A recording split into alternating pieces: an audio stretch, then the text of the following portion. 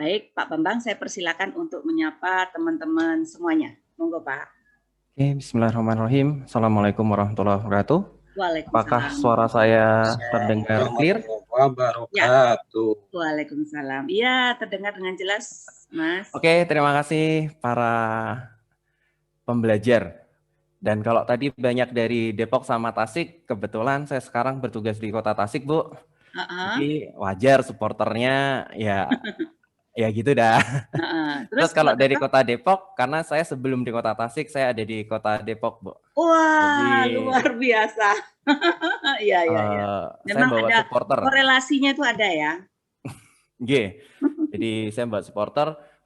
Ini terima kasih Mas Taufik udah datang dari BPSRI, udah mau nyempatin waktunya. Dan makasih juga pada semua teman-teman yang lain yang nggak bisa disebutkan satu-satu. Oh ini ada Ocha. Ca, apa kabar? Makasih udah mau ikut. Oke, Ocha itu dulu teman saya naik kereta, Bu, waktu kuliah.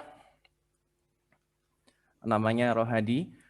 Oke, teman-teman semua, semoga hari ini kita bisa sama-sama belajar. Di sini bukan berarti saya yang lebih pintar atau lebih bisa dibandingin teman-teman semua, tapi kebetulan saya pengen sharing apa yang selama ini saya jadikan sebagai textbook bagi saya.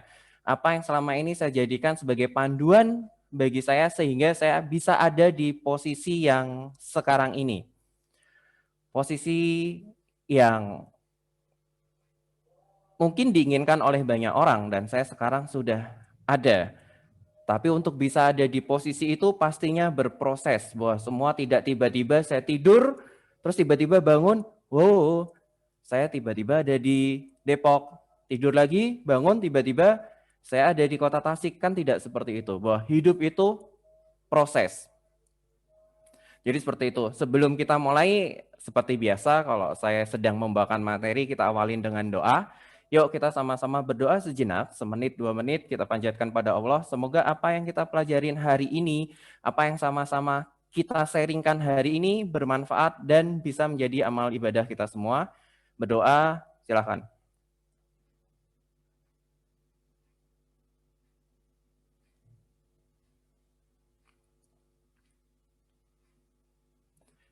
Amin. Selesai. Terima kasih.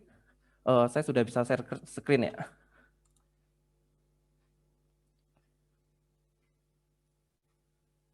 Bisa, Pak. Aman. Oke.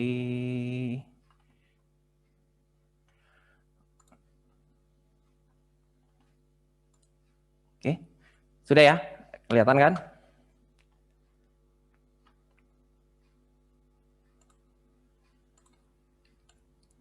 Oke, bismillahirrahmanirrahim.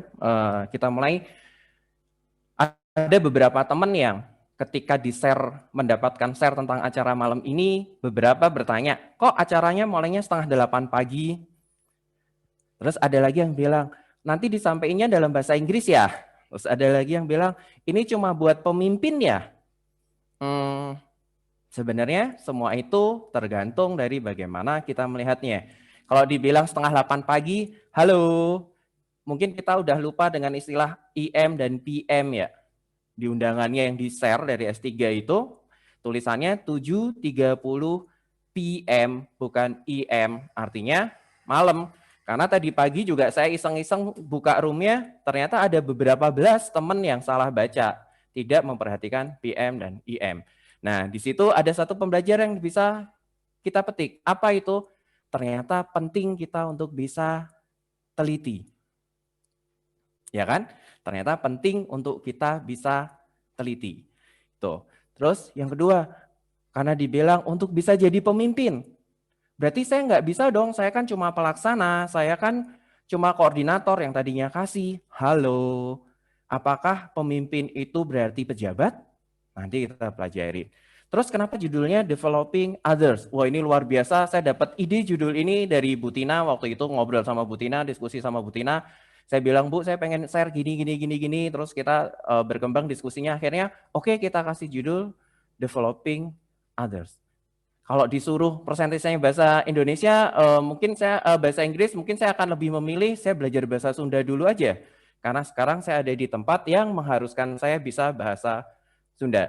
Jadi presentasi hari ini akan menggunakan bahasa Indonesia plus bahasa Jawa dan Sunda sedikit. Kalau bisa, dan apa tentang developing others? Apa itu maksudnya?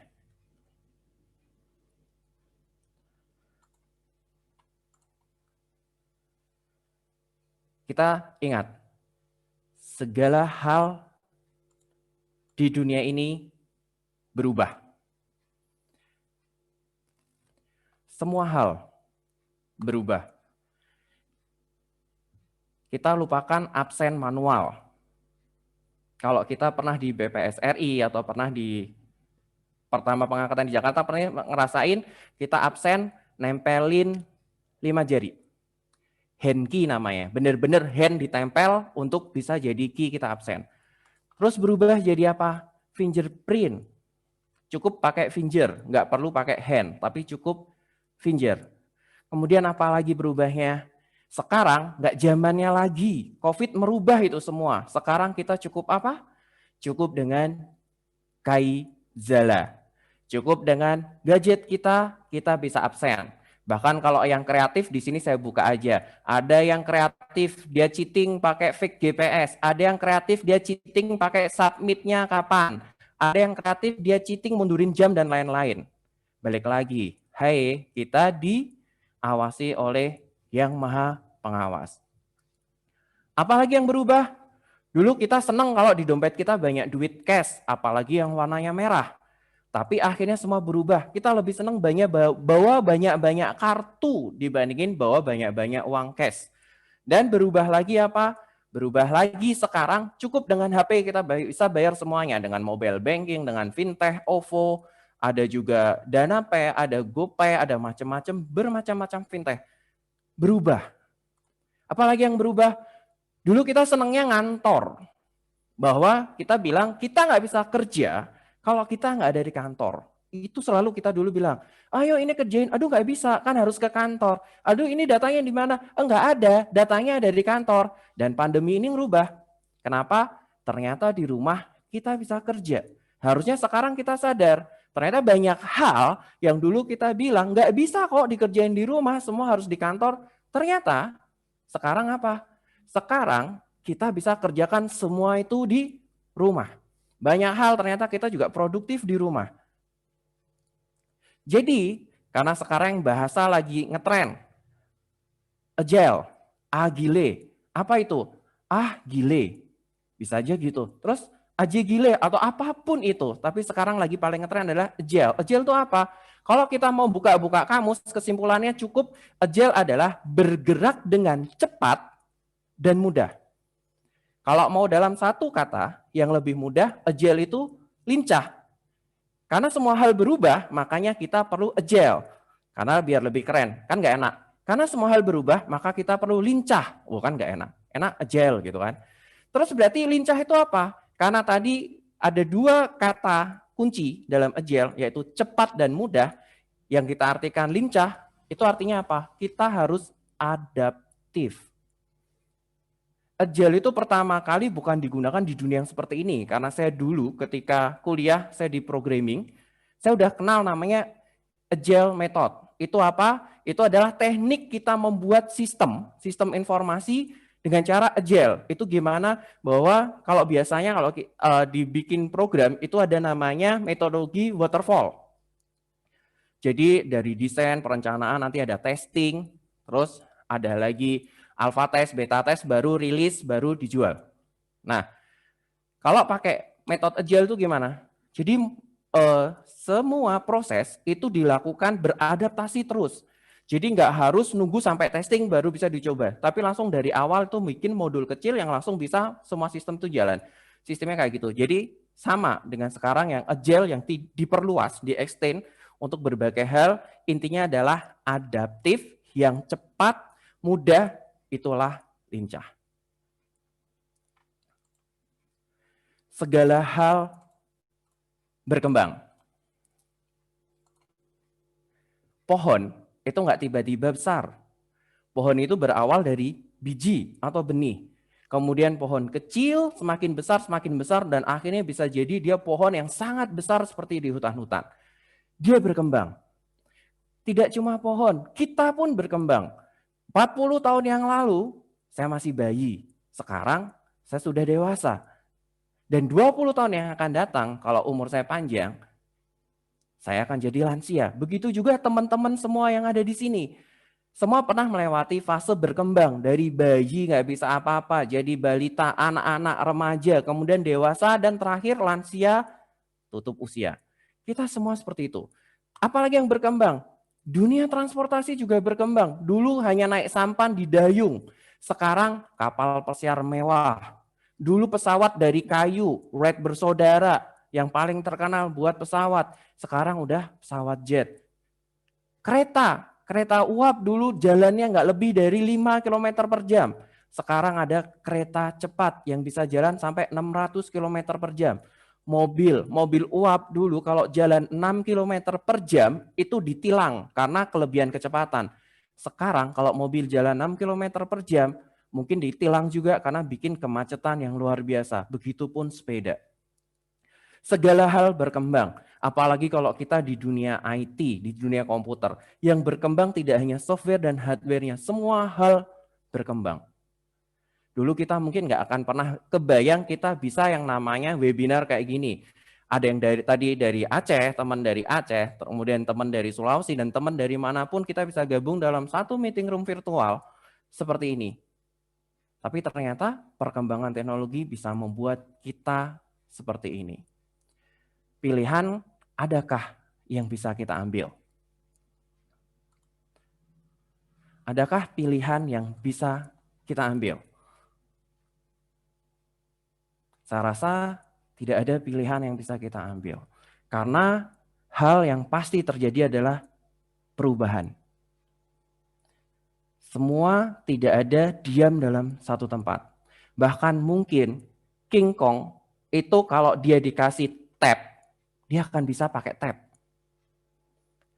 Ini ada jejaknya dinosaurus. Kenapa dia die, punah, mati? Karena dia tidak bisa evolve. Apa itu? Berkembang untuk beradaptasi. Begitu juga hewan-hewan yang nggak bisa beradaptasi. Dia akan punah. Apalagi kita. Ketika kita tidak bisa beradaptasi, pilihannya ya udah kita akan kayak zombie. Karena kita hidup, tapi jiwa kita mati. So, how about us? Bagaimana dengan kita? Kalau kita bicara, selama dunia ini berputar, selama waktu itu ada, tidak akan hilang dari 3 hal. Hilang. Semua pasti 3 hal aja tentang waktu. Masa lalu, saat ini, dan masa depan. Masa lalu itu udah lewat. Sesuatu yang tidak akan pernah bisa kita ubah. Sesuatu yang sudah, ya sudah. Makanya apa yang terjauh dari hidup kita adalah waktu yang sudah lewat. Itu apa artinya? Itu artinya masa lalu. Kenapa? Ya sudah, kita nggak bisa ngapa-ngapain dengan masa lalu kita. Tapi kita bisa memetik pengalaman dari masa lalu kita. Bagaimana contohnya? Misalnya di masa lalu, kalau misalnya saya bicara terlalu cepat, maka audiens saya, teman yang mendengar saya nggak akan bisa memahami saya. Pengalaman masa lalu kita jadikan sebagai introspeksi kita di hari ini. Sehingga apa? Kita bisa memperbaiki diri. Itu yang bisa kita gunakan terhadap masa lalu. Karena dia tidak akan pernah berubah. Kalau kita misal tentang masa lalu kita, sudah cukup, oh ya saya kemarin salah, tapi apa? What do the next? Oh berarti kita perbaiki, semoga itu tidak kesalahan yang berulang. Terus apalagi? Saat ini, present. Berarti apa? Present. Present itu memberi. Oh berarti saat ini adalah hadiah yang Allah beri ke kita. Kenapa? Ya kita masih ada saat ini, berarti Allah masih ngasih kesempatan kita untuk memperbaiki kesalahan-kesalahan kita yang ada di masa lalu. Makanya kita bilangnya present, hadiah. Jadi gunakan masa ini sekarang sebaik mungkin. Kenapa? masa ini benar dipengaruhi oleh masa lalu. Betul. Tetapi masa ini menentukan bagaimana kita ke depan. Sangat menentukan. Kita ke depan ditentukan oleh kita saat ini. Sedangkan masa depan masih sebuah misteri. Kenapa bisa masa depan misteri? Karena kita nggak tahu ke depannya mau seperti apa. Kelasnya Rasulullah pun nggak tahu masa depan. Kecuali diwahyukan tentang sesuatu. Jadi tentang paranormal dan lain-lain, ya itu semua hanya kebohongan. Kalaupun benar itu kebetulan. Nggak ada kita bisa melihat masa depan. Kecuali pelamaran statistik, itu pun hanya memperkirakan berdasarkan model. Tapi apakah kita tahu persis bahwa masa depan seperti apa? Tidak akan. Kenapa? Masa depan tuh misteri. Masa depan tuh misteri yang kita tentukan. Saat ini kita menentukan masa depan kita seperti apa. Bagaimana supaya masa depan kita bisa sesuai dengan apa yang kita inginkan. Supaya misteri itu menjadi sesuatu hal hadiah yang menyenangkan ketika kita sampai di waktunya. Nggak ada kata lain. Kita harus belajar. Karena dengan terus belajar, kita akan berubah dan berkembang menjadi semakin baik. Ini ada pertanyaan. Cuma karena kita nggak bisa interaktif karena bukan langsung, saya cuma tanya. 5 tahun yang lalu, kita semua seperti apa? 5 tahun yang lalu saya ada di BPS Kota Depok. 5 tahun yang lalu saya sebagai Kasiner Wilis. Kemudian saat ini saya seperti apa? Apakah saya sudah memperbaiki apa kesalahan-kesalahan saya 5 tahun yang lalu? Sehingga pengalaman masa lalu menjadi berarti di masa kini dan bisa saya buat menentukan 5 tahun yang akan datang akan seperti apa? Apakah kita hanya akan jalanin? Jadi kita ngantor dari 7:30, pulang 4:30, pulang ke rumah, sudah nanti tidur, pagi bangun, rutinitas seperti itu lagi. Tanpa kita berpikir, saya akan mau berkembang seperti apa ya? Tanpa kita berpikir, saya akan tumbuh menjadi apa ya? Kok kayaknya kalau seperti itu, sayang banget. Kita hidup sekali, dan itu pun sebentar. Makanya kita harus belajar. Dalam belajar ada konsep yang keren. 7, 0, 2, 0, 1, 0. Apalagi ini? Kalau saya ingat lihat begini, ada 2010, saya ingat 2010 saya masih ada di BPS RI. Dan waktu itu saya ada di Biro Humas dan Hukum. Tadi ada salah satu rekan tim saya, ada Mbak Nur Hasanah di sana, ada juga Mas Ade yang tadi ikut, ada juga Mbak Gita. Itu tim-tim ketika SP 2010. Tapi di sini konsep 70, 20, 10 bukan itu. Ini adalah konsep tentang bagaimana belajar. Bagaimana belajar supaya kita bisa tumbuh dan berkembang. Supaya kita berkembang dengan baik. Bagaimana?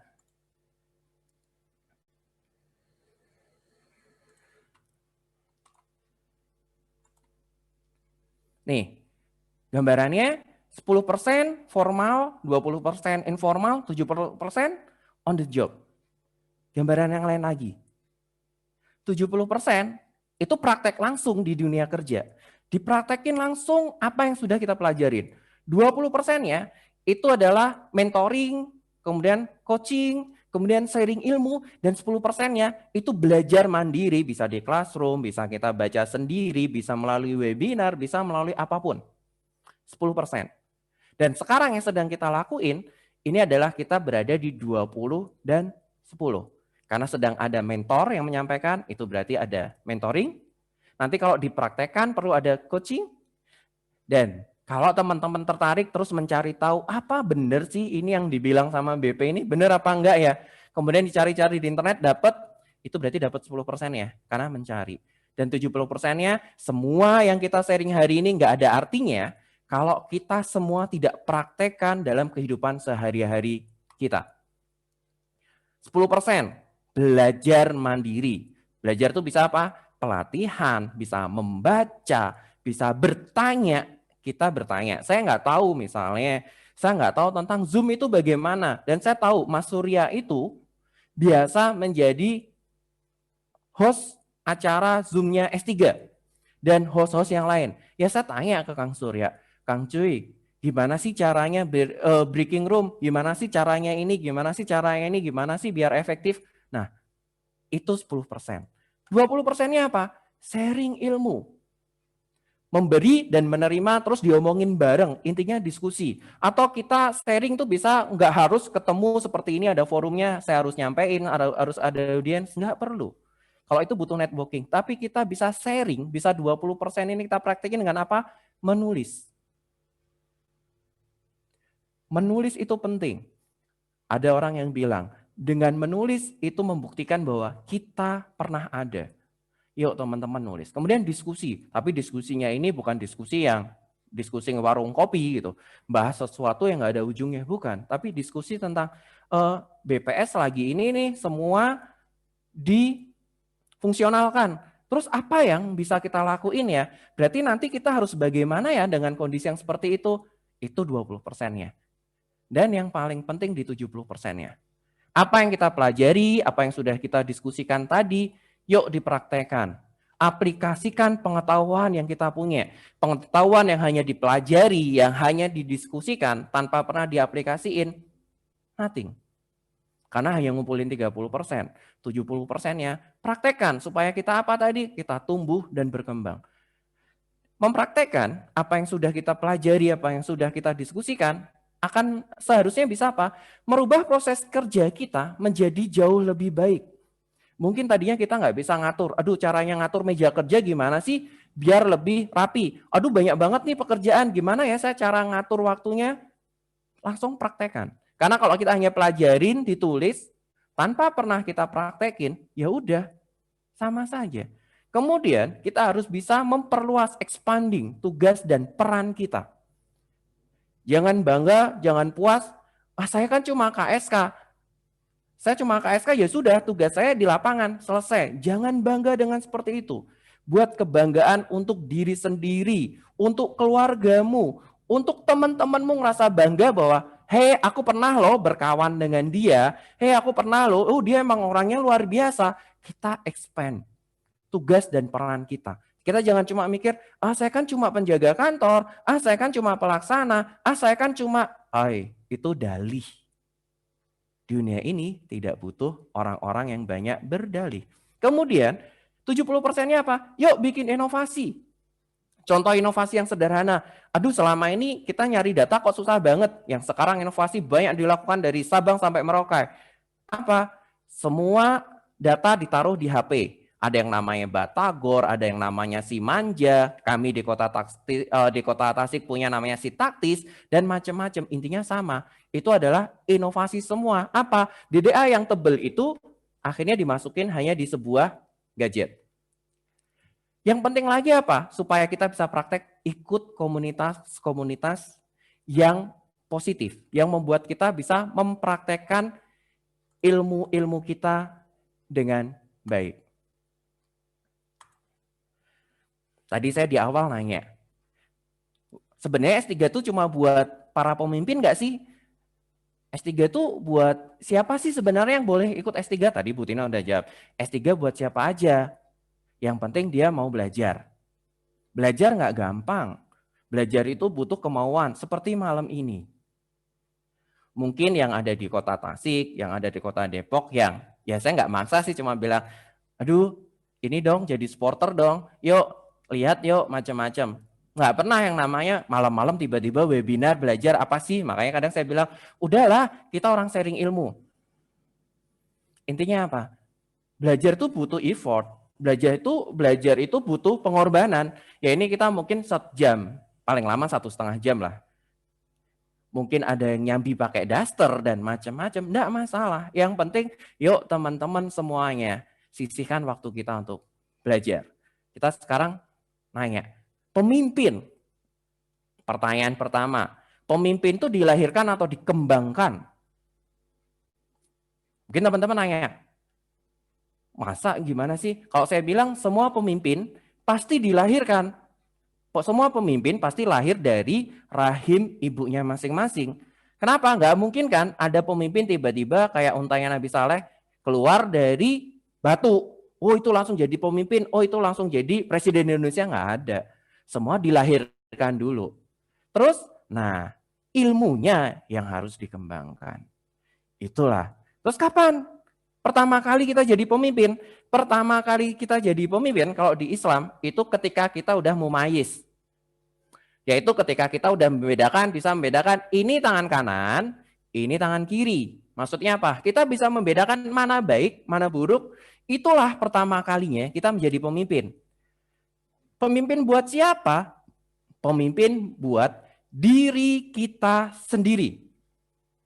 Kok bisa? Loh bisa. Bagaimana kita bisa ngatur orang lain kalau kita nggak bisa ngatur diri kita sendiri?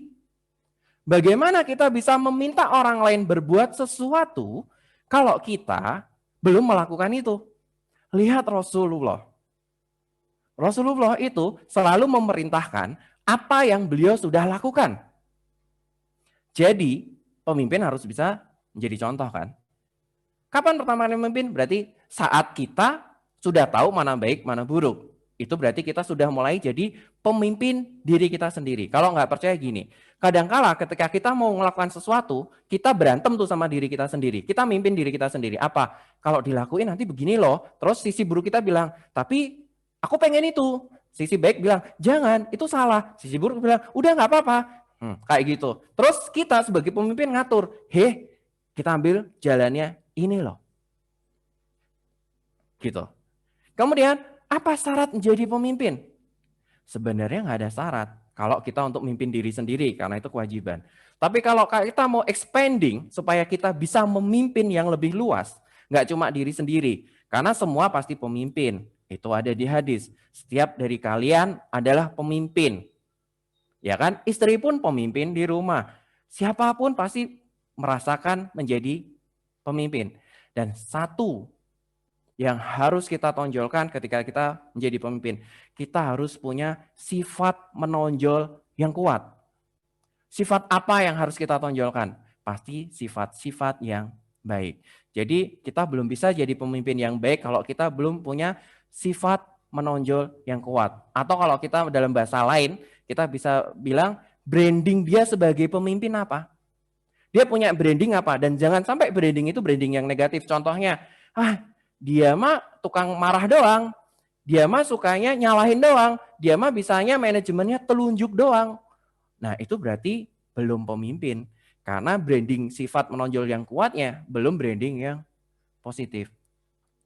Kita lihat, hadis riwayat Bukhari jelas bicara apa? Setiap kalian adalah pemimpin, dan setiap pemimpin akan dimintai pertanggungjawaban atas apa yang dipimpinnya. Ini ringkasan dari sebuah hadis. Hadisnya sebenarnya panjang. Karena dibilang suami adalah pemimpin dari, istri adalah pemimpin dari, dan semua gitu. Tapi intinya di sini juga. Setiap orang punya hak dan tanggung jawab dan kemampuan untuk menjadi seorang pemimpin. Ketika kita berada di lingkungan yang kita tidak suka, jangan pernah sekali-kali nyalahin lingkungan kita. Kenapa? Kalau kita nyalain lingkungan kita, tinggal dibalik sama lingkungannya. Lu tinggal di sini, lu milih ada di sini. Terus kita bilang, enggak kok gue kepaksa. Tapi lu sekarang ada di sini, lu ada di lingkungan sini. Lu mau nyalahin gue, lu pindah aja. Bisa kita kayak gitu terus? Nggak bisa. Jadi jangan kita menyalahkan lingkungan yang kita nggak suka atau kita ngerasa, aduh lingkungan ini nggak baik deh. Aduh lingkungan ini nggak bisa buat saya berkembang. Jangan salahin. Tapi apa? Kita buat lingkungan itu untuk bisa membuat diri kita menanjak di lingkungan manapun. Kita tahu, aduh lingkungan ini bagi saya lingkungan yang penuh duri nih, banyak orang ngelakuin kesalahan, banyak orang berbuat jahat, banyak orang minum minuman keras, saya nggak suka. Tapi kita nggak punya kemampuan untuk pindah. Apa yang bisa kita lakuin? Yuk kita menanjak. Contohnya yang menanjak gimana? Kita jadi orang yang berpengaruh di lingkungan itu supaya apa? Kita bawa kebaikan ke orang-orang di sana. Wah, itu luar biasa. Itu the best. Itu pemimpin. Seperti itu. Ini klasik banget. Leader and the boss. Di sini yang perlu ditegaskan, banyak orang jadi pejabat, tapi belum tentu dia bisa memimpin. Berarti banyak pejabat yang bukan pemimpin. Itu. Contohnya gini, Kok nggak jalan? Oke. Berapa banyak pejabat yang manajemennya ini? Telunjuk. Berapa banyak kita berada di tim yang ketua timnya hanya bisa menggunakan telunjuk? Padahal kalau dia seorang pemimpin bukan begitu. Hei, itu dong itu diginin, hei itu dong digituin, hei. Enggak. Pemimpin itu turun bareng. Bukan, hei itu kerjain, tapi yuk kita kerjain. Contoh juga pemimpin harusnya bukan, teman-teman besok kita kerja bakti ya. Terus pas jamnya kerja bakti, si pemimpin ini milih jadi bos karena dia malas keringetan, dia malas kotor, dia malas apa, dia akhirnya cuma bilang, oh meja ini nanti digeser ya, dari sini pindah ke sana. Oh meja ini nanti diginikan ya, oh meja ini diginikan. Bandingkan sama pemimpin yang turun, yuk kita angkat mejanya dan si pemimpin ini benar-benar pegang meja, kemudian diangkat, yuk kita angkat bareng. Lebih enak kerja sama yang mana teman-teman? Pasti kita sepakat. Kita lebih senang kerja sama yang ikut-ikutan ngangkat. Kita pakai pendapatnya orang. Jadilah pemimpin, bukan bos. Bos itu biasanya sok tahu segalanya. Nggak mau ngakuin kesalahan. Kalau pemimpin, dia berani mengakui kesalahan. Ketika dia tahu salah, ya udah tinggal diralat. Oh maaf, saya kemarin salah. Berarti kita harus perbaiki ya. Oh gini. Terima kasih ya saya diingetin. Itu pemimpin. Kemudian bos gimana? Ya nyuruh-nyuruh doang, telunjuk tadi. Tapi kalau pemimpin, dia akan bilang, oh ini ada masalah ya? Oke, apa yang bisa saya bantu? Yuk kita selesaiin bareng-bareng, yuk begini. Bos sukanya ngeritik, kamu nih nggak bisa cuma gini aja bla bla bla bla, tapi nggak ngasih saran perbaikannya gimana. Bedanya lagi, bos itu biasanya kalau ngomong cepet, terus senangnya ngasih perintah. Kalau pemimpin, itu sukanya ngasih arahan. Bedanya apa perintah sama arahan? Kalau perintah itu sukanya gini, oke, LK harus selesai ya minggu ini. Perintah doang. Selesai sampai di situ. Tapi kalau arahan, nanya bagi penanggung jawab LK-nya, ini LK harus selesai. Kita udah sejauh mana? Ada masalah? Enggak. Kalau ada masalah, langsung kasih solusi. Solusinya apa? A, B, C, D. Oke, kita lakukan ini. Itu pemimpin, bukan bos. Bos itu minta dihargai. Dia ngemis penghargaan. Hargai gue dong, gue kan bos. Hargai gue dong, gue kan pejabat. Padahal pemimpin itu merakyat. Pemimpin itu dia dihargai karena orang lain merasa memang orang itu layak untuk dihargai. Memang orang itu pantas untuk diberikan penghargaan. Bukan karena dia bilang, gue bos loh, bawain dong tas gue, bukain dong pintu mobil gue. Bukan kayak gitu. Kemudian bos tuh sukanya ngancem-ngancem. Awas ya, kalau nggak mau ini nanti nih loh. Awas ya kalau nggak mau ini. Tapi kalau pemimpin, dia akan lebih senang bilang reward. Nanti kalau kita selesai ini, kita ini yuk. Kalau kita ini yuk. Jadi sisi baiknya lebih banyak. Bos itu senangnya dengar berita burung. Ada berita gini langsung, oke deh saya percaya. Tanpa melakukan investigasi kasusnya seperti apa. Itu bos. Sedangkan pemimpin selalu menginvestigasi. Oh ini si A sama si B ada masalah nih. Ditanya lah si A. A kamu katanya begini-begini. Ke B. B kamu katanya gini-gini. Kemudian didamaikan. Selesai. Terus ketika ada masalah. Aduh ini jaringan internet kantor bla bla bla bla gitu. Kalau bos dia akan investigasi. Kenapa nih jaringannya sampai begini. Ini kenapa. Tinggal tanya ke ahli-ahlinya. Dan emang itulah tugasnya pemimpin.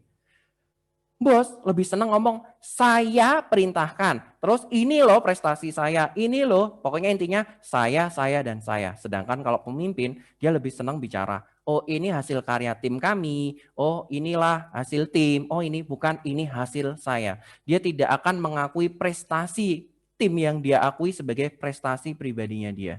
Bos suka nyalahin. Kalau pemimpin memperbaiki, suka kolaborasi. Tidak menyalahkan. Nanti juga akan saya jelaskan bagaimana kita bisa menyampaikan kesalahan orang dengan baik.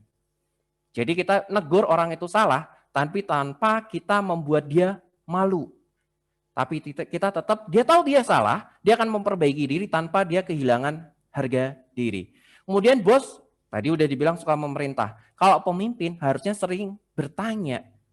Ketika Tarel tagihan banyak sekali. Oh ini awal tahun ternyata produksi, fungsi produksi nagih ini, fungsi distribusi nagih ini, dari neraca nagih ini, survei COVID minta cepet, survei ini minta cepet, ini minta cepet. Wow. Kalau mau jadi bos mah gampang, tinggal bilang, ini udah tanggal ini loh, selesaiin bla bla bla bla. Tapi kalau mau jadi pemimpin, apa yang harus dilakuin? Kalau jadi pemimpin adalah bertanya. Sudah sejauh mana? Padahal intinya kita juga mau ngecek tarelnya sampai mana, tapi dengan bahasa yang kita balik melalui pertanyaan. Bagaimana, perlu apa yang bisa saya bantu? Balik lagi, menawarkan bantuan. Karena pemimpin yang terbaik adalah pemimpin yang bisa melayani tim yang dia pimpin. Bos sukanya maksa-maksa orang. Karena dia ngerasa dia punya power, akhirnya dia paksa, kamu harus A, B, C, D, kamu harus A, B, C, D. Sedangkan pemimpin, dia ingin melakukan sesuatu dengan cara apa? Inspired. Menginspirasi orang-orang.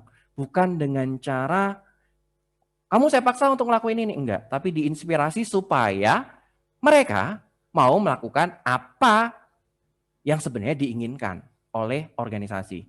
Kemudian kalau bos sukanya hanya memanfaatkan orang. Kalau pemimpin yang hebat, itu gimana? Dia akan membentuk orang. Jadi pemimpin itu nggak perlu the dream team. Tapi dia akan membentuk the dream team-nya dia sendiri. Karena bos, ya dia maunya punya dream team. Kenapa loh? Dia tadi manajemennya telunjuk, dia sukanya merintah dan bla bla bla yang lain. Dan semoga kita semua bukan bos. Kita semua semoga bisa menjadi pemimpin. Tadi kita udah sepakat di awal bahwa kita semua adalah pemimpin. Minimal kita adalah pemimpin untuk diri kita sendiri.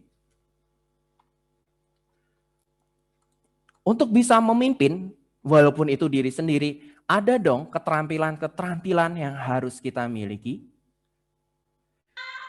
Yang di sini yang di sebelah kiri, ini sebenarnya keterampilan yang harus dimiliki ketika kita semua menghadapi revolusi industri 4.0. Biasanya hanya berkumpul ke 10 keterampilan ini yang dipakai untuk bagaimana kita menghadapi revolusi industri 4.0 sekarang. Atau kita sering bilang Indonesia 4.0. Sedangkan sebelah kanan, inilah keterampilan-keterampilan yang harus dimiliki oleh para pemimpin. Keterampilan yang paling utama pemimpin itu harus punya leadership, harus punya jiwa kepemimpinan. Nggak bisa lagi pemimpin kok legality, nggak bisa lagi pemimpin kok nggak ada jiwa kepemimpinannya. Dia dekat, tapi dia nggak bisa memimpin.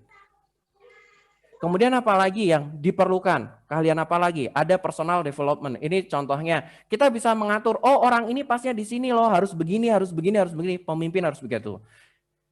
Kalau kita nggak jadi pemimpin di kantor, di rumah kan kita juga pemimpin. Kita harus bisa nentuin, oh anak ini sukanya ini loh, anak saya yang ini sukanya ini, berarti harus begini. Terus oh istri saya sukanya ini loh, berarti kita harus begini, begitu.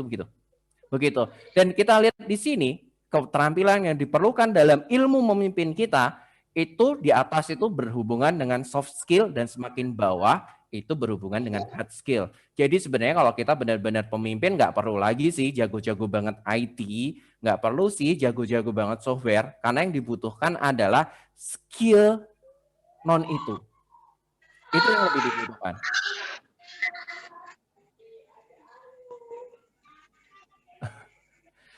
Oke, kemudian di sebelah kiri, karena ini adalah kemampuan dasar sekarang yang harus dimiliki semua. Tidak hanya pemimpin harus punya kecerdasan ini. Apa? Pemecahan permasalahan yang rumit. Sekarang nggak ada yang simpel di dunia ini jalan. Masalah negara kita berbaik hati yang tadinya datengin vaksin.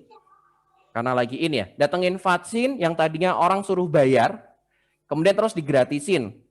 Itu juga jadi ribut. Itu kan masalah yang rumit. Berarti kan kita harus bisa berpikir solusinya apa nih? Bukan cuma dalam kategori yang sukanya cuma saya nggak mau vaksin bla bla bla, tapi juga nggak tahu solusinya seperti apa. Dan harus bisa berpikir kritis. Itu yang dibutuhkan kita saat ini. Harus kreatif. Kalau nggak kreatif kita akan bilang Lagi apa? WFH. Oh tolong dong sediain data ini. Jawabannya kan WFH. Hei, WFH emang libur. WFH itu hanya tempat kerja kita pindah. Yang tadinya kita harus di kantor, sekarang pindah di rumah, bukan libur. Kalau libur, dianggap WFH libur, saya cuma bilang hati-hati dengan gaji yang teman-teman terima. Hati-hati, kita digaji bukan cuma karena kita sebagai PNS, bukan karena kita sebagai pegawai BPS, bukan. Kita digaji karena kita punya output. Kalau kita nggak punya output, berarti sebenarnya kita nggak layak untuk digaji. Yuk kita camkan semua itu. Kemudian apalagi kita harus bisa manage SDM, kita harus bisa berkoordinasi dengan orang lain, kita harus bisa mengatur kecerdasan emosional kita. Kemudian kita harus bisa mengambil keputusan. Contoh ngambil keputusan gini, saya perlu belanja bulanan. Ambil keputusan dong, saya mau belanja bulanan kemana, mana yang aman, resiko COVID-nya lebih dikit yang mana. Terus kita ambil keputusan, oke, belanja. Atau kita, saya belanjanya pakai aplikasi aja lah, kan sekarang zaman udah modern. Nah, yang seperti itu. Kemudian, skill yang harus dimiliki di era sekarang oleh semuanya adalah berorientasi pada layanan. Nggak zamannya lagi kita selalu minta dilayani. Tapi kita harus bisa apa yang bisa kita berikan. Kemudian kita juga harus bisa bernegosiasi, kemudian fleksibilitas kognitif. Saya nggak akan bahas satu-satu, tapi saya akan bicara begini. Seorang pemimpin itu akan luar biasa kalau dia punya dua hal di dirinya dia. Apa itu? Yang pertama, seorang pemimpin itu yang wajib punya, yang satunya mah ini given, yang satu ini wajib punya, yaitu wibawa. Seorang pemimpin yang luar biasa itu biasanya punya wibawa yang luar biasa. Wibawa itu apa? Contohnya, ketika dia menyampaikan sesuatu, dia akan didengar. Kenapa? Karena apa yang disampaikan bahasanya elegan. Apa yang disampaikan terukur, tidak ngawur. Ngomong 30 menit tapi nggak ada intinya. Nggak ada apa sih sebenarnya yang disampaikan, itu bukan wibawa. Kemudian wibawa ini sesuatu yang bisa dipelajari, bisa diatur dan bisa dibentuk. Jadi wibawa ini bukan given, tapi wibawa ini adalah salah satu soft skill yang harus dimiliki oleh kita semua. Dan yang satu lagi yang saya bilang given, karena ini adalah rahmat dari Allah, susah untuk dipelajari. Apa itu? Karisma. Ada orang yang memang walaupun dia nggak pakai baju yang rapi, bajunya compang-camping atau apa, tapi dia punya karisma yang kuat. Contohnya siapa? Ada yang tahu Sujewo Tejo? Itu kan penampilannya sakrepe dhewe gitu kan kalau di bahasa Jawa. Mau-maunya dia. Tapi dia punya karisma sehingga dia didengar. Saya kasih lagi contoh yang lain. Siapa yang sekarang lagi banyak ditangisin orang? Syekh Ali Jaber. Beliau punya karisma yang luar biasa. Kalau ngomong santun, pelan, didengar. Cara menasihatinya juga baik. Nggak pernah meletup-letup. Cara ngomong, oh ini salah, ini benar juga itu. Itu karisma. Dan untuk karisma, nggak bisa dipelajari. Karisma ini adalah Allah berikan ke siapa yang dimau. Tapi wibawa itu bisa dibentuk. Wibawa tadinya kita leda-lede, tadinya kita wah kalau pakai baju jelek, wah kita nggak pernah memperhatikan penampilan. Terus kita bau. Kira-kira kalau kita bau, terus kita lagi ngomong sama orang lain, didengar nggak? Yang ada, dengar sih, tapi tutup hidung. Bau. Jangan sampai seperti itu. Ketika kita bicara wibawa dan karisma, bicara juga tentang penting mana tentang pekerti dan ilmu. Lebih penting mana kita menjadi insan hamba Allah yang berilmu atau berpekerti. Penting mana? Kalau kita berpekerti tapi tidak berilmu, akhirnya kita banyak menempatkan hal-hal itu salah. Baik sih maksudnya, tapi salah. Contohnya gampang. Teman-teman di sini, wow, partisipannya 100. Dari 100 teman yang ada di webinar room sekarang ini, kalau saya tanya, Robinhood baikkah? Pasti dua pendapat. Enggak, kan dia penjahat. Iya, bagi kita yang melihat dia sebagai penjahat. Tapi bagi masyarakat miskin yang dikasih harta sama si Robin Hood, apa yang dia bilang? Wow, Robin Hood tuh baik banget, dia bepekerti bagus, dia ngasih saya bagus. Tapi masalahnya Robin Hood itu nggak berilmu. Jadi apa? Dia berbuat baik, tapi dia nggak punya ilmu. Dia lupa Allah itu maha baik. Dia berpikirnya nggak apa-apa, gue nyuri dosanya 1, gue ngasih orang dosanya 10. Oh, balik lagi, dia bukan berilmu. Dia mungkin pengen berbuat baik, tapi karena dia nggak punya ilmu, akhirnya nggak fungsi. Atau dia baik dan benar-benar baik, tapi dia nggak punya ilmu. Jatuhnya apa? Ya udah, dia kerjanya hanya ibadah, tapi dia nggak bisa dakwah. Jadi dia hanya kerjanya di masjid, mikirin diri sendiri, tapi dia nggak bisa ngajak orang lain. Tapi kalau yang berilmu tanpa bepekerti, wah ini yang bahaya. Berapa banyak orang Indonesia yang pintar tapi jadinya hacker? Berapa banyak orang-orang yang pintar tapi jadinya salah?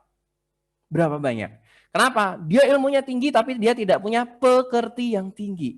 Jadi apa yang harus dilakukan? Kita semua harus berilmu dan punya budi pekerti yang tinggi. Itu yang harus kita punya.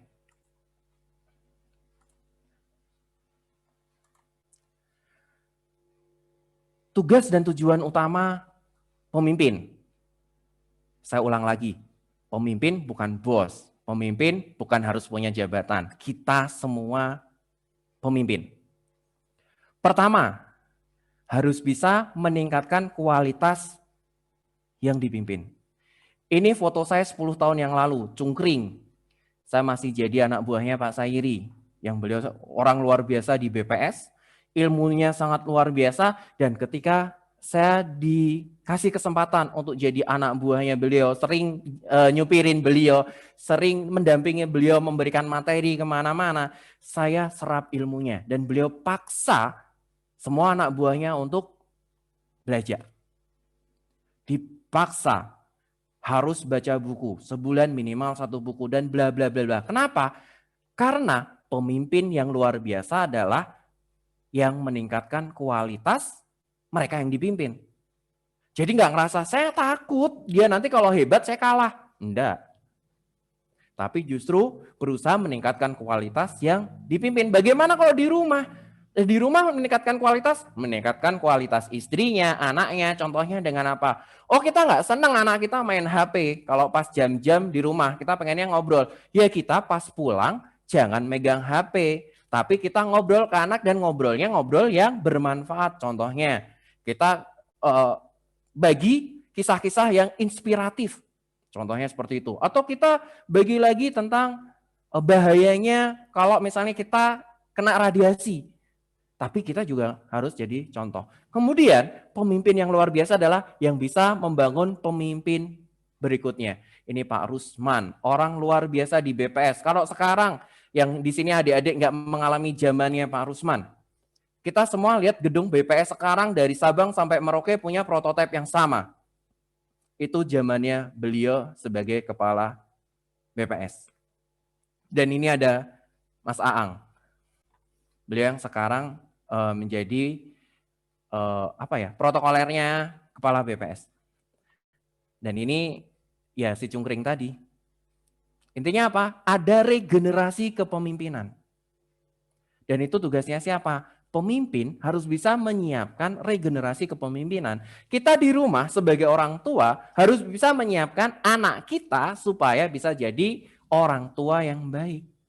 Kita tahu, wah saya salah nih mendidik anak jadi begini-begini. Itu jadikan pelajaran kita supaya anak kita tidak seperti itu.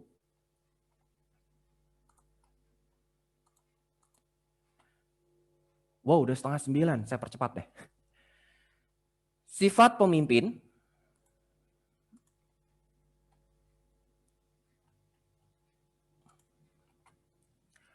Sifat pemimpin 5M. Kita lebih keren kan? Kalau tim COVID hanya bilang 3M. Cuma masker, apalagi? Masker, menjaga jarak, yang satunya lagi apa? Mencuci tangan. Kita semua, karena kita semua adalah pemimpin, harus punya 5M. Apa itu 5M? Kita harus bisa meneladankan, kita bisa melatihkan, kita bisa menugaskan, kita bisa mewakilkan, dan yang terakhir, pemimpin yang hebat itu harus bisa mewariskan. Dan ini nggak bisa di lock up. Ini harus urut. Harus urut, pertama harus bisa jadi teladan dulu. Kalau jadi teladan, itu kita ingat, semboyannya Ki Hajar Dewantoro. Ada 3. Setelah kita bisa meneladankan hal yang baik, orang kan lihat, wow dia bagus loh. Saya ambil contohnya kalau misalnya kita main bulu tangkis. Oh saya bisa main bulu tangkis hebat. Padahal saya mainnya, saya cuma staff, tapi saya main bulu tangkis hebat. Dan saya mainnya sama kepala kantor. Kemudian akhirnya kepala kantor lihat, oh kamu hebat, tolong latih saya dong. Nah, dia akhirnya bisa apa? Melatihkan ilmu yang dia punya. Latihan ternyata suatu saat, dia nggak bisa. Si staff tadi, kita sebut misalnya, si J nggak bisa ngelatih kepala kantornya, karena dia kebetulan ada acara. Dia bisa menugaskan orang lain yang dia percaya punya level sama dengan dia untuk ngelatih si kepala kantornya dia. Oke, sesekali bisa seperti itu, berarti dia udah sampai ke level ketiga, bisa menugaskan. Kemudian suatu saat, ternyata si J tadi harus pindah. Berarti dia harus mewakilkan diri dia ke orang lain. Sebut aja si A. Akhirnya si A lah yang menggantikan tugas-tugas dia. Dan ternyata semua ilmunya sudah diwariskan kepada si A untuk bisa ngajarin kepala kantornya, ngajarin orang-orang yang lain. Dan itu harus urut. Nggak bisa lewat. Kita ingat Ki Hajar Dewantoro ngomong apa? Pertama, Ing ngarso sung tulodo. Ketika di depan, kita harus bisa memberikan contoh yang baik. Yang kedua, ing madya mangun karso. Apa itu? Di tengah seorang pemimpin, itu harus bisa menciptakan prakarsa atau ide-ide yang baik untuk timnya dia. Dan yang ketiga, tutwuri handayani. Apa ini? Bahwa ketika di belakang pun, itu bisa tetap memberikan arahan. Jadi kayak kusir kan, di belakang tetap bisa memberikan arahan yang baik.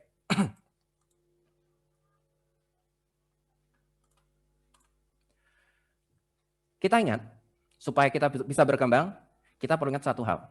Setiap orang itu beda. Setiap manusia itu berbeda. Kalau ini, tabel yang saya sampaikan ini adalah, ini tabel psikologi yang namanya MBTI. Tabelnya nggak jauh-jauh dari ini. Jadi, ketika kita menghadapi orang yang dia introvert, dia nggak akan bisa sama dengan orang yang ekstrovert. Ketika orang yang lebih senang bicara hal-hal yang abstrak, nggak bisa kita samakan dengan orang-orang yang bicaranya konkret. Kita harus bisa melihat ini.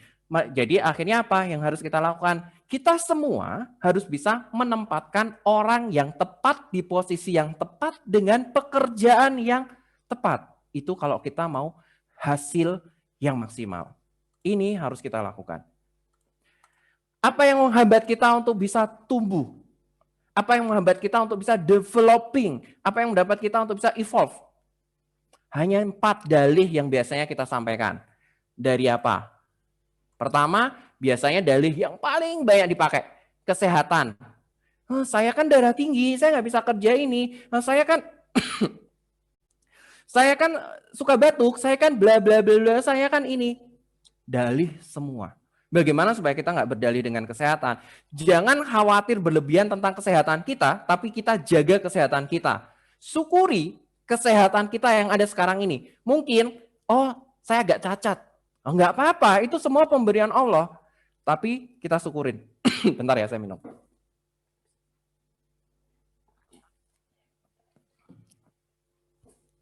Tapi kita harus bisa mensyukuri pekerjaan. Kemudian tentang kesehatan, apa yang harus kita pikirin? Lebih baik kita letih dalam bekerja dibandingkan kita letih dalam menganggur.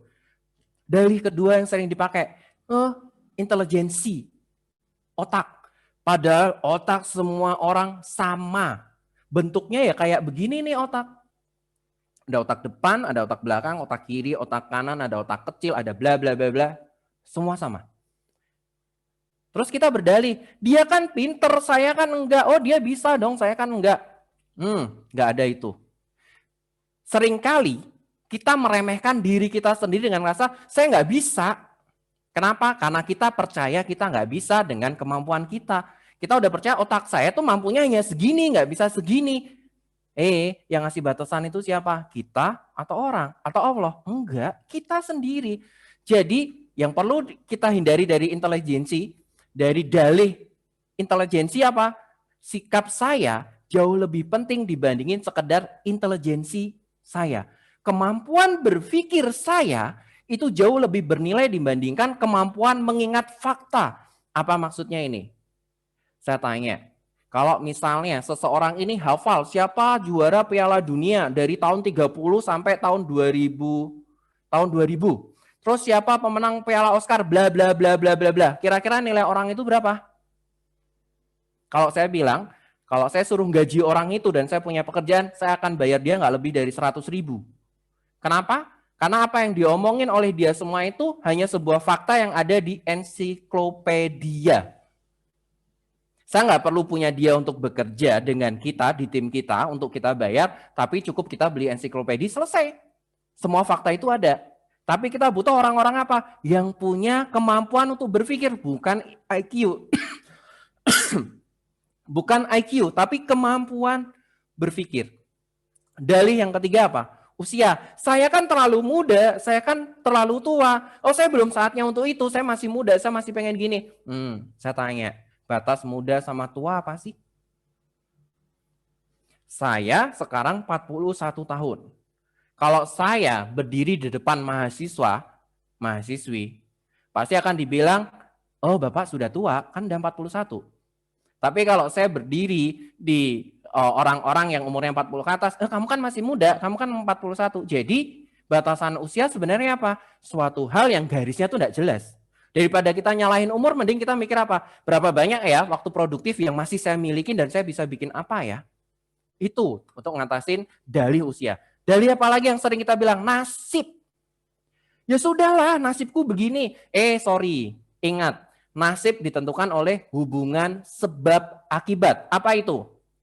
Saya nggak bicara karma, saya bicara yang sebab akibat. Contohnya, kalau saya terlambat, maka saya dipotong. Selesai. Bukan nasib kan sebenarnya? Ya karena dia terlambat. Sebabnya itu akibatnya apa? Semua sebab akibat. Karena saya males sekarang, maka 5 tahun yang akan datang ya saya tetap kayak gini. Karena sekarang saya kayak gini, kenapa? Karena 2 tahun yang lalu saya nggak ngelakuin apapun, maka kemampuan saya sekarang sama dengan kemampuan saya 2 tahun yang lalu. Hukumannya sebab akibat, nggak ada nasib itu karena ya udah kodrat, ya kalau semua digituin udah nggak usah ngapa-ngapain, tidur aja. Apa yang perlu kita lakukan supaya kita bisa berkembang? Ini yang sering kali kita lupa. Bangun kepercayaan diri kita, bangun kita bisa percaya diri, dan jangan takut. Hancurin ketakutan ini dengan kita ngeliat harapan ke depan itu besar. Kita harus percaya diri. Kalau kita kehilangan percaya diri, aduh kenapa ya saya nggak percaya diri. Kemudian aduh saya takut A, I, U, E, O. Kemudian gimana bisa semua ini kita lakuin? Kita harus bisa berpikir besar, bukan berpikir kecil. Orang-orang hebat itu nggak ada yang mikirnya kecil, tapi berpikir besar. Kemudian atur lingkungan. Kita jangan sampai kita diubah oleh lingkungan kita, tapi jadilah kita pengubah positif di lingkungan kita. Ini harus kita bentuk supaya kita berkembang. Yang perlu kita ingat di masalah ini apa? 1, kita semua adalah makhluk ciptaan Allah. Maka kita wajib untuk apa? Berdoa. Ketika kita nggak percaya diri, ketika kita takut, apa yang kita lakukan? Berdoa. Tidak ada hal lain yang bisa kita lakukan sebenarnya. Cukup kita angkat tangan dan kita berdoa. Terus pikir, jika orang lain bisa melakukan itu, berarti saya pasti bisa. Tumbuhkan kepercayaan dengan seperti itu. Tidak ada yang berbeda, semua sama makhluk ciptaan Allah. Kemudian apalagi yang bisa kita lakukan untuk itu? Bangun kepercayaan diri. Dengan cara apa? Perbanyak ilmu. Kalau ilmu kita banyak, pasti kita lebih percaya diri ketemu orang, lebih percaya diri ngobrol, lebih percaya diri banyak hal. Berarti perbanyak ilmu. Dan yang jangan lupa hiburan. Hiburan ini penting. Kita keluar sejenak dari rutinitas yang ada. Hari ini pun webinar ini bisa kita bilang sebagai hiburan. Kenapa? Oh kita nggak melulu ngomongin tentang statistik kok. Kita di sini ngomongin tentang apa? Kita di sini ngomongin tentang ilmu yang lain. Kita ngomongin tentang soft skill yang lain. Bisa jadi hiburan. Bukan paksaan juga. Atau kita, saya senangnya mancing, monggo. Oh, saya senangnya lihat alam terbuka, monggo. Apapun, yang penting itu bisa kita hilangkan kepenatan pikiran kita. Itu bisa membangun kepercayaan diri. Kemudian kita harus bisa merubah perspektif yang ada. Jangan suka mikir negatif. Perspektif kita ubah ke yang positif terus. Salah satu contoh yang sederhana. Yuk mulai berani duduk di depan di setiap acara. Karena biasanya kalau ada acara, balapan duduk di belakang. Kenapa? Sebenarnya karena kita mungkin takut, mungkin nggak percaya diri atau apa, tapi kita berdalihnya apa? Saya kan nggak mau sombong. Padahal apa yang buat kita sebenarnya takut untuk duduk di depan? Yang kedua apa? Harus berani kontak mata. Ini saya posisi kameranya beda, jadi agak susah untuk kontak mata. Tapi ketika kita ngobrol, beranilah kontak mata. Karena biasanya nggak berani kontak mata, itu antara dua. Dia nggak tertarik, atau dia nggak suka. Makanya, yuk kontak mata berani. Kemudian, ini yang sering dilupakan. Berjalan lebih tegap, jangan gini, tapi berjalan lebih tegap, posisi duduk juga lebih tegap. Kemudian kalau jalan, sedikit lebih cepat. Sedikit lebih cepat. Ada hadis yang bilang, Rasul itu kalau jalan cepat. Berarti kita juga dong, kalau jalan jangan klema-kleme, gluduk, enggak. Tapi jalanlah sedikit lebih cepat dan tegap. Terus gimana supaya kita punya kepercayaan diri dan enggak ada ketakutan? Jangan pernah bohong. Jujurlah terus. Kenapa? Sekali kita bohong, kita harus nutup dengan kebohongan. Akhirnya kita takut ketemu orang. Tapi kalau kita jujur, selesai. Enggak apa, yang kita omongin cuma kebenaran. Dan yang terakhir gimana caranya? Tersenyum. Lebar, tapi jangan kelebaran. Tersenyum, walaupun sekarang kita ditutup masker, tapi kalau kita senyum, guratan mata kita kelihatan bahwa kita sedang senyum. Dan itu orang lawan bicara kita lebih senang kalau kita bicara dan keadaan wajah kita berseri, kita bersemangat, itu orang akan lebih senang dibandingin, dia aja nggak semangat, gimana gue mau semangat? Yang gitu. Dan kita ingat, untuk bisa berkembang, kita harus ingat ini. Kita semua manusia. Manusia itu punya hati. Manusia itu punya perasaan. Ini yang perlu kita camkan. Kita ingat, kita semua manusia. Kita di kantor berhubungan dengan manusia. Kita di lingkungan berhubungan dengan manusia. Kita di rumah berhubungan dengan manusia. Dan kita sendiri manusia. Berarti bagaimana cara kita memperlakukan orang lain supaya mau dong berkembang bersama kita, supaya mau dong ngikutin kita, supaya mau dong nyontoh kita. Yang pertama, jangan pernah mengkritik, mencerca, atau mengeluh. 3 hal ini hindari. 3 hal ini hilangkan dari kebiasaan kita. 1 kritikan itu pedes.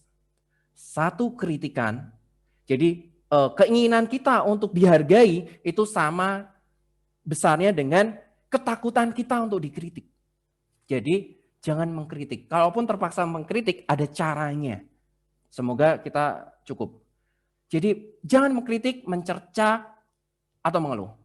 Kemudian yang kedua, kita manusia, kita senang dong kalau dihargai, tapi yang tulus dan jujur.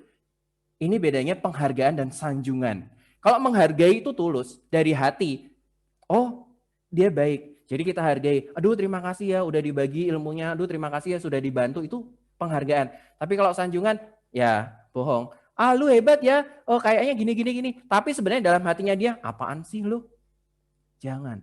Kita pengen dihargai, berarti kita harus bisa menghargai orang lain dulu. Kemudian apa lagi? Bangkitkan minat dalam diri orang lain. Jadi, kalau pengalaman pribadi yang saya lakukan dari dulu adalah, saya senang ketika saya berada di lingkungan yang baru, saya tanya, saya mencari tahu dia hobinya apa. Bahkan ketika saya pengen ketemu seseorang, saya cari dulu, karena sekarang gampang Google ada, saya cari dulu. Orang ini hobinya apa, keluarganya apa, dan itulah pembicaraan pertama yang akan saya tanyakan. Ketika kita berada di orang yang senang main futsal, ngomonglah tentang futsal. Dia pasti akan suka. Jangan ketika dia senang futsal, saya senangnya bulu tangkis, saya akan ngomong tentang bulu tangkis. Kita nggak akan diperhatiin. Dia nggak akan tertarik sama kita. Jadi, bangkitkan minat dalam diri orang lain. Kemudian, yang penting lagi ketika kita ngerasa manusia, kita senang kalau didengar. Jadi, Jadilah pendengar yang baik sebelum kita pembicara yang baik. Kalau kita sudah bisa punya tempat untuk berbicara, jadilah pembicara yang punya nilai dengar. Jadi orang itu akan tetap setia dengerin karena dia ngerasa apa sih akan dilakuin, yang akan diomongin berikutnya. Aku belum tahu nih, aku pengen tahu sih apa sih yang akan disampaikan berikutnya. Kenapa orang bisa seperti itu? Satu, bukan kepaksa, tapi nilai dengar. Dan ini susah. Kita nggak bisa punya nilai dengar kalau kita belum bisa menjadi pendengar yang baik. Jadi untuk bisa jadi kita punya nilai dengar, gunakan dulu telinga baru mulut. Dengarkan dulu baru bicara. Dengarkan dulu baru bicara. Itu. Dan yang terakhir, karena kita manusia dan kita berhadapan dengan manusia, kita pengen membangun semuanya manusia, anggap orang lain itu penting. Walaupun itu tukang sayur, walaupun itu tukang becak. Apa yang sering kita lupakan? Kita bilang maaf dan terima kasih. Itu yang sering kita lupakan. Contoh gampang, OB nganterin ke kita minum. Ini Pak minumnya. Ya emang itu udah tugasnya OB, terus kita bilang, oh ya udah taruh aja di situ. Lebih enak mana ketika dia bilang, oh ini Pak ini minumnya. Kita berhenti sebentar, kita lihat, kita adain kontak mata, kita senyum, terus kita bilang, makasih ya Mas udah dibikinin minum, makasih ya, ini bermanfaat banget. Apa salahnya? Kita nganggap dia penting dan dia akan ngerasa dia penting. Itu kunci. Karena kita berhadapan dengan manusia. Terus bagaimana supaya kita bisa membangun orang lain? Karena tema kita hari ini adalah kita membangun orang lain. Bagaimana kita nge-develop orang lain? Pertama, kita harus bisa diikutin. Berarti untuk bisa membangun orang lain, jangan pernah berdebat. Apa yang kita dapat dari debat? Dongkol. Kita mungkin menang, kita bisa bikin lawan debat kita nggak punya alasan apapun dan dia akan terdiam dengan hujah-hujah yang kita beri. Tapi apa yang kita dapat dari dia? Dia dongkol sama kita. Jadi jangan pernah kita debat. Cukup, ya sudah. Ini misalnya harus debat pun, ya yang paling bagus dari sebuah debat adalah hindari. Beda debat dengan diskusi ya. Karena debat itu semua mempertahankan pendapat dia, mau-maunya dia. Tapi kalau diskusi bukan seperti itu. Tuh. Yang kedua, hindari langsung kita bilang, kamu salah. Jangan. Contoh misalnya, ada tamu. Terus kita minta tolong dong dibikinkan minum. Misalnya kita minta tolong istri saya bikinkan minum. Bun, tolong dong bikinin minum, ini ada tamu. Ya, istri bikinin. Oke, karena istri biasa bikinin buat saya yang badannya udah gede ini nggak pakai gula, lupa bikin minumnya 2, tapi dua-duanya nggak pakai gula. Dikasih dong, set. Terus diminumlah sama tamu saya. Diminum, ya nggak diminum karena dia nggak suka pahit, dia sukanya manis. Sebenarnya istri saya salah kan? Tapi kalau saya langsung negur, Bun, kamu tuh salah gimana sih? Nggak bagus. Cara paling gampang kita ajak ngobrol, bilang. Nggak semua, contohnya ya, nggak semua orang loh seneng pahit. Ada juga yang seneng manis. Buktinya Bunda kalau bikin minum sukanya manis gini. Kayaknya kalau lain kali ada tamu, mending bikinin manis semua deh. Aku nggak apa-apa sekali-kali minum manis. Selesai. Itu akan istri saya akan tahu kalau dia salah. Tapi karena nggak saya salahin ya, nggak akan membela diri. Akan, oh iya ya Pak ya, oh iya gini ya, oh iya selesai ya kan. Tapi kalau saya waktu itu langsung nyalain, gimana sih? Selesai deh, berantem. Terus kalau kita salah, akui dengan cepat dan simpatik. Nggak ada ruginya kita kalau salah ngaku salah. Selesai, kita nggak punya beban. Kita salah ngaku aja, maaf ya kemarin begini. Sampaikan dengan simpatik. Berikutnya, supaya kita bisa jadi contoh, bisa menghebatkan orang lain gimana? Kita harus memulai segala sesuatu dengan ramah. Pasti nggak enak kalau kita mau mimpin sebuah rapat, atau kita hadir di sebuah pertemuan, terus tiba-tiba ada yang begini. Kaca pinggang, terus wajahnya juga nggak enak. Terus ngeliat, kalian ini ya, nggak enak. Tapi walaupun misalnya pada telat, kita tetap, tadi pada ngapain dulu. Wajah kita tetap ramah, tetap asik kan. Kita akan jadi contoh, berarti lain kali kita harus seperti apa yang kayak gitu. Kemudian, ini yang sering dilakukan oleh telemarketing supaya kita ngiyain dia. Apa? Segera kita mendapatkan 3 jawaban ya. Makanya kalau kita di telepon telemarketing, apa yang dia bilang pertama? Hal yang pasti kita jawab ya. Maaf, apakah benar ini saya bicara dengan Bapak Bambang Pamungkas? Nggak mungkin kita jawab enggak kan? Logika kita kan jawab ya. Langsung dia bilang lagi, maaf, apakah benar Bapak Bambang Pamungkas punya rekening di bank BRI? Lawang dia dapat nomornya dari BRI dan dia telemarketing BRI, ya pasti kita jawab lagi, ya. Apakah benar Bapak Bambang Pamungkas punya rekening Britama? Jawab lagi lah, ya. Ketika kita udah 3 kali menjawab ya, itu kita akan lebih sering mengiyakan apa pendapat dia. Dan ketika dia nawarin sesuatu gampang masuk. Makanya ini salah satu cara nih, kita balik. Kalau ada telemarketing telepon, jangan langsung jawab ya. Ketika dia tanya, benar ini dengan Bapak Bambang Pamungkas, yang saya lakukan adalah, maaf, ini saya bicara dengan siapa? Dia nggak dapat iya kan? Terus nanti apa? Saya balik lagi seperti itu. Saya hindari, saya berkata 3 kali iya, karena takutnya apa? Secara nggak sadar kita terhipnotis. Tapi ketika kita bicara sama orang lain, usahakan seperti itu. Usahakan selalu kita mendapatkan 3 ya berurutan untuk kita bisa memasukkan ide-ide kita yang lain. Supaya kita bisa secara nggak sadar orang itu mengikuti apa yang kita mau. Kemudian ketika kita dalam suatu kumpulan, biarkan orang lain yang banyak bicara. Tadi gimana yang sebelumnya?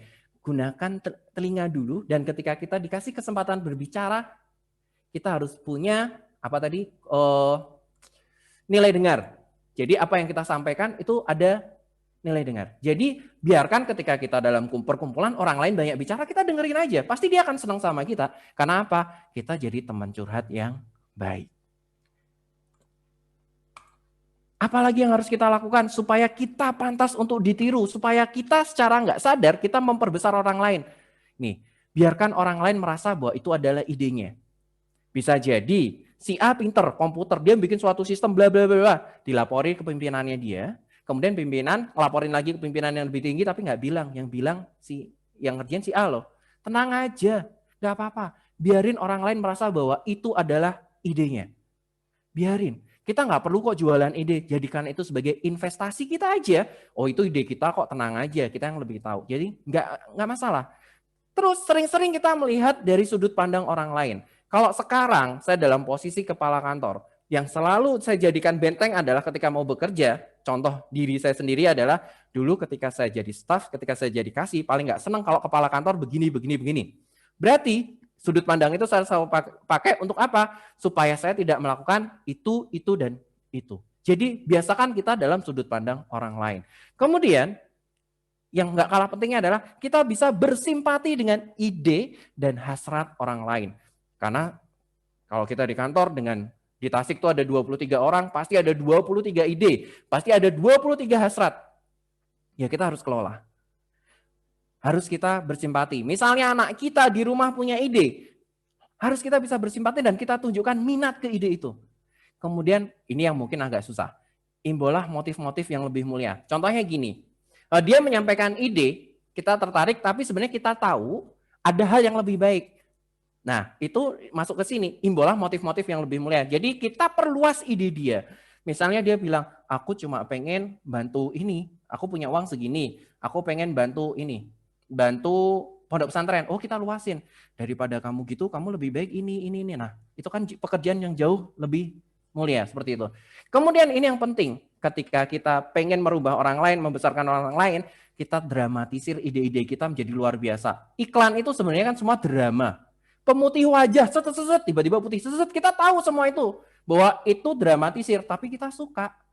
Nah, karena kita semua manusia sama, ketika kita mau menyampaikan ide, yuk dramatisir, tapi jangan bohong ya, didramatisir. Jadi dibikin hebat, luar biasa. Yang terakhir, bagaimana kita bisa mengembangkan orang lain, itu lemparkan tantangan. Tapi jangan saling menjatuhkan, lemparkan tantangan. Misalnya dalam pekerjaan, kalau di kantor ya, yang bisa dilakukan bagi tim. Tim A, tim B. Jangan dibikin mereka bersaing head to head langsung. Nanti kadang hasilnya nggak bagus. Tapi dibikin gimana? Misalnya dengan kita ada board gitu, kita tulis. Capaian si A sekian responden COVID hari ini. Capaian si B sekian. Kita nggak bandingin tapi kita tempel. Akhirnya ada persaingan antar mereka karena mereka biasanya manusia tuh nggak mau kalah. Itu bisa dilakukan dengan cara menyampaikan tantangan. Dan di sini kita pengen orang lain berubah lebih baik. Pak Bambang? Oh iya, gimana?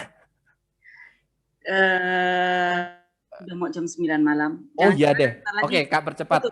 Tinggal satu nih. Mana teman-teman ada yang mau bertanya? Mungkin ada satu atau pertanyaan sebelum nanti bisa kita lanjut Pak Bambang. Cuman siap. Oh ini di chat banyak ya. Nanti jam 9 kemudian ada trouble seperti itu ya.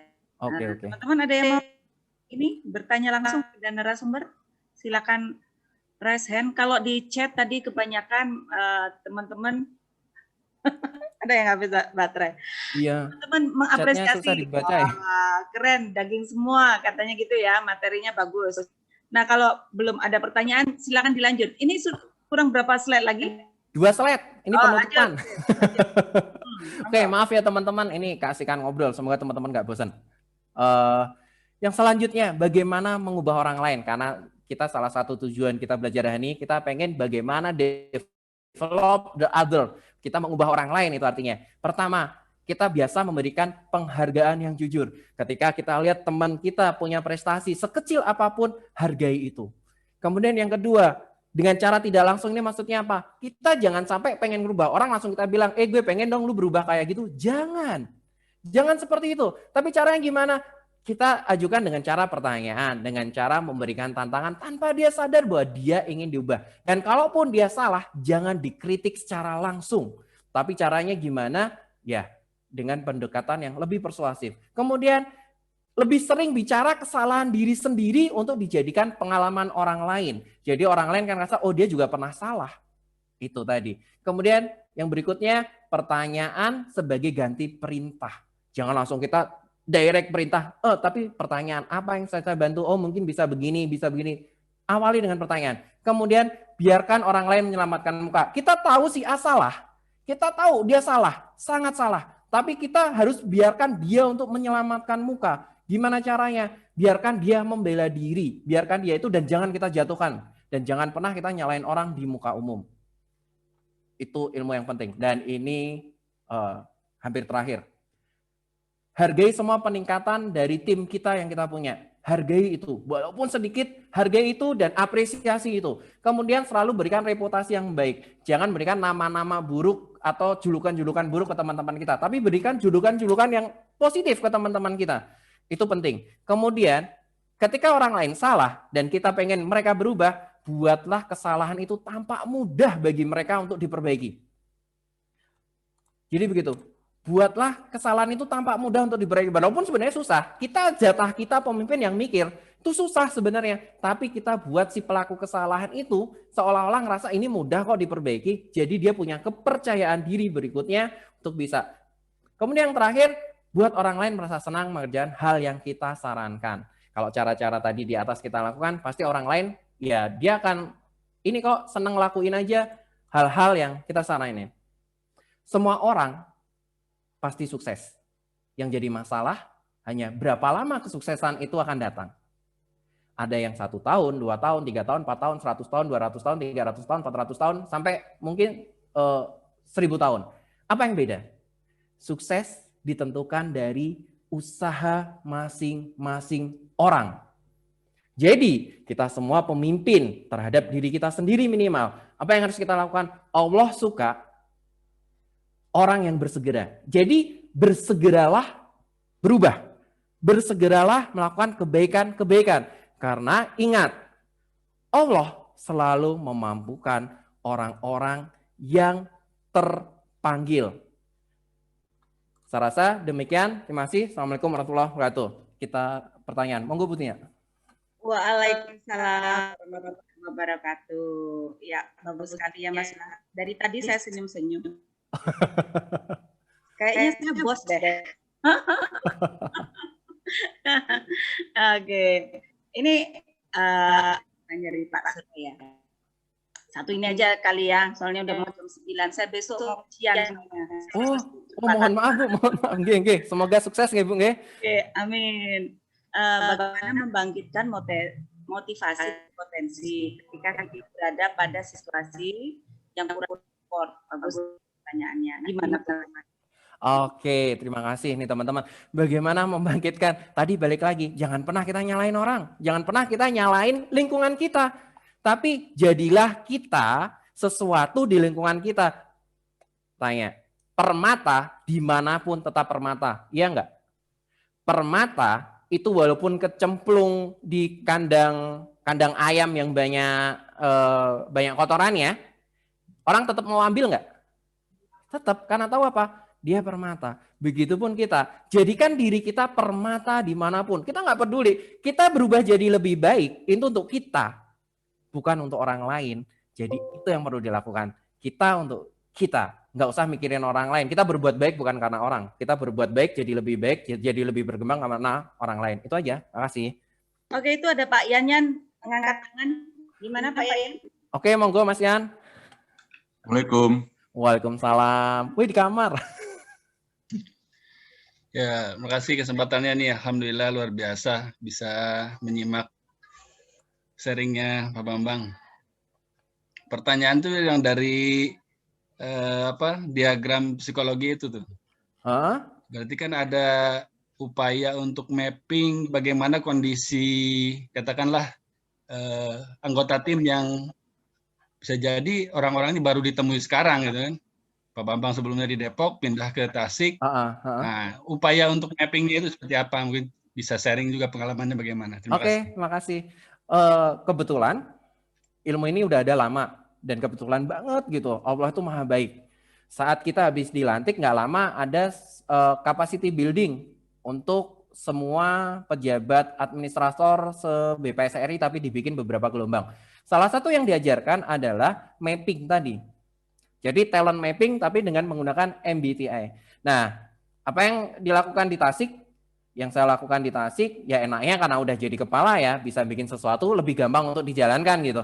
Ya tinggal pas rapat, saya minta teman-teman kita jelaskan sebentar karena saya yakin teman-teman itu berbeda di dalam hidup ini, dalam sebuah ilmu kajian ada 16 karakter dan kita pengen BPS Kota Tasik membangun berdasarkan karakternya teman-teman.